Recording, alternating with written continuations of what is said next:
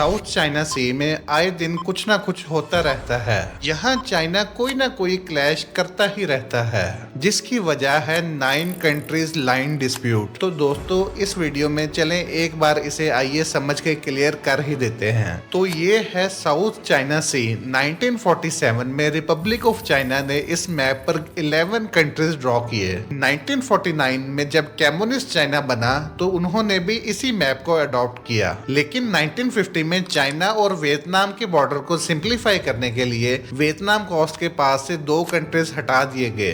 दोस्तों यहीं से इसका नाम 9 कंट्रीज लाइन पड़ गया। ये एक बड़ी सी इमेजिनरी सी यू शेप लाइन है जो कि नॉर्थ में ताइवान के पास से स्टार्ट होती है, फिर ये फिलीपींस के कोस्ट के पैरेलल नीचे आती है, फिर मलेशिया और ब्रुनाई तक जाती है और वापस ऊपर जाकर वियतनाम के वेस्ट में लूप बनाती है। ये है चाइना की 9 कंट्रीज लाइन जो साउथ चाइना सी के ऑलमोस्ट 90% कवर करती है। ये पैरासल आइलैंड्स और स्कारबोल शोल जैसे छोटे छोटे disputed island groups oil and gas reserve और रिच फिशिंग ग्राउंड से भरे हुए हैं, जिसे चाइना अकेले कंट्रोल करना चाहता है। United Nations Convention on the laws of seas के हिसाब से कोस्टल स्टेट के एक्सक्लूसिव इकोनॉमिक जोन EEZ तकरीबन 200 नॉटिकल माइल्स तक होती है। चाइना की ये 9 कंट्रीज लाइन उन लिमिट्स को क्रॉस करके दूसरी कंट्रीज के बॉर्डर्स पर क्लेम करती है। 2016 में भी परमानेंट कोर्ट ऑफ आर्बिट्रेशन ने भी ये डिक्लेयर किया था कि चाइना की 9 कंट्रीज लाइन भी